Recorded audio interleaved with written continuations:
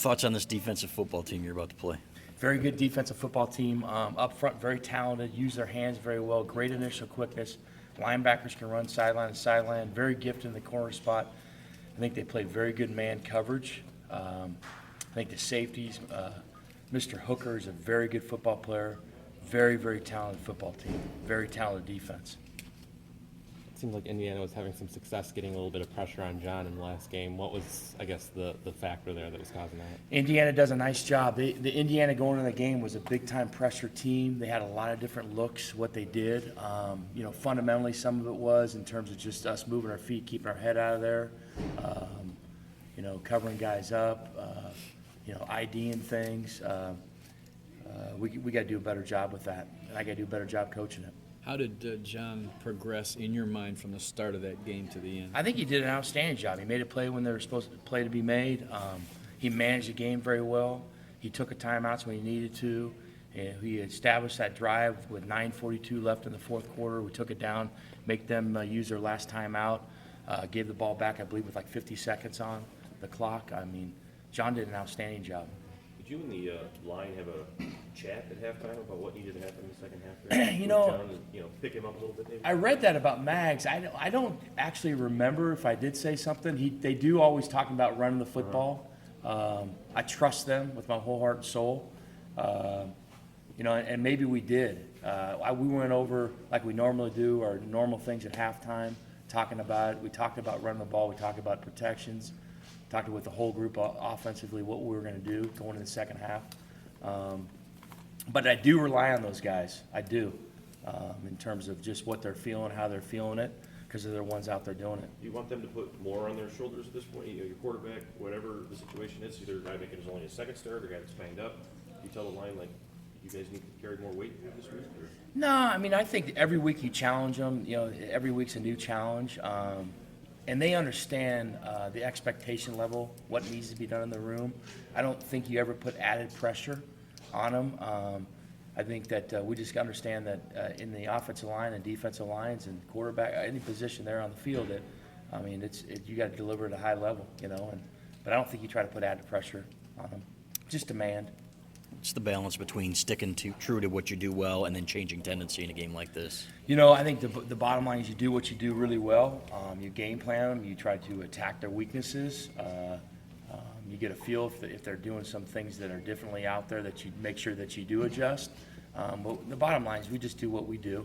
I always say it is, if it's a cold, a rainy day, and you're going to play somebody, do you change your whole game plan? Do you start to do the balls in the bucket? Hey, we got to run the ball? I think you start to get away from what you really are. And like any game plan, you try to create the matchups. You try to put the best plays in. You try to call the best plays, and you just go from there. When you're facing a team that is athletic as they are on defense, does it make sense? Do you try to beat them by letting your athletes do the same, or with the scheme? Both. They run really well. They do, and they're a type of team you can fool them once, but you probably can't fool them twice. So you do both. You do both. They've run very well, very athletic, very good up front. Like I said, great initial quickness. Really savvy football players, really savvy. So it's you put the best plan together.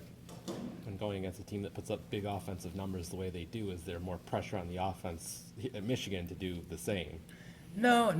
You just control what you can control offensively, just like the special teams, just like the defense.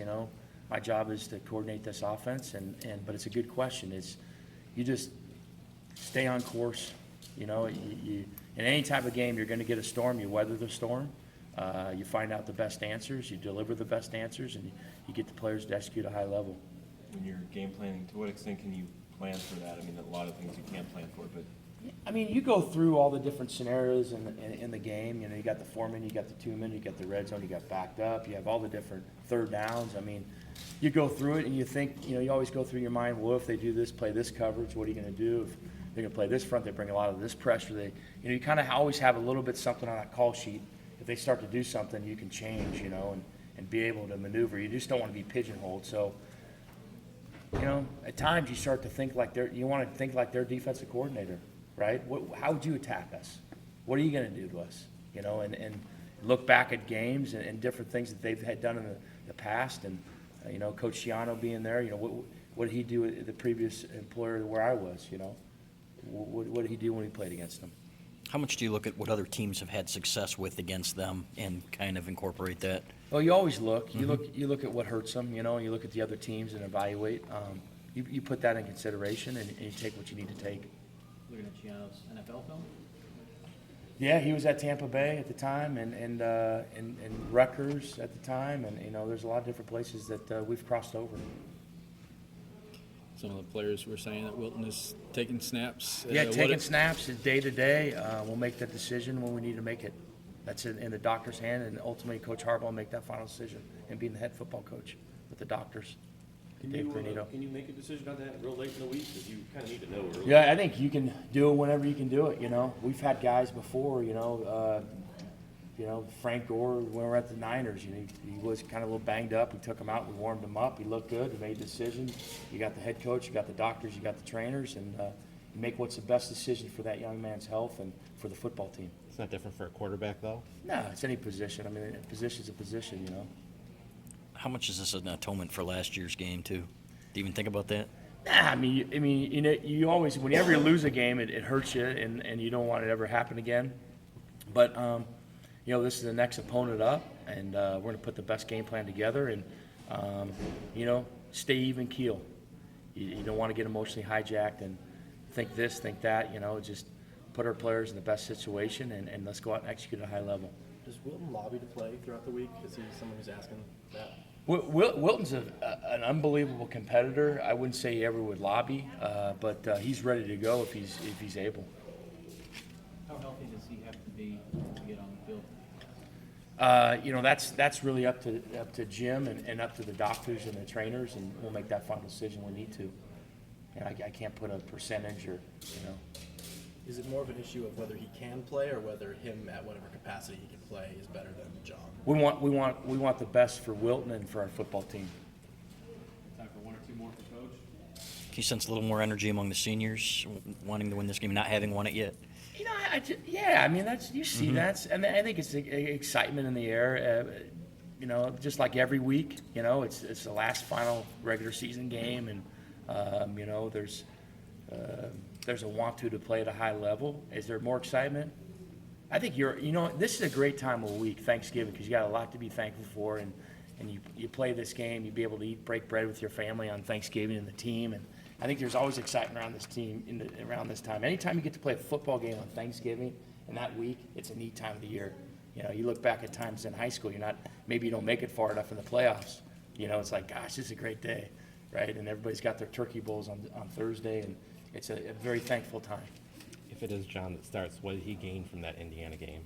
I think he gained, you know, in terms of just be able to manage the team, manage the offense, take snaps in a live situation.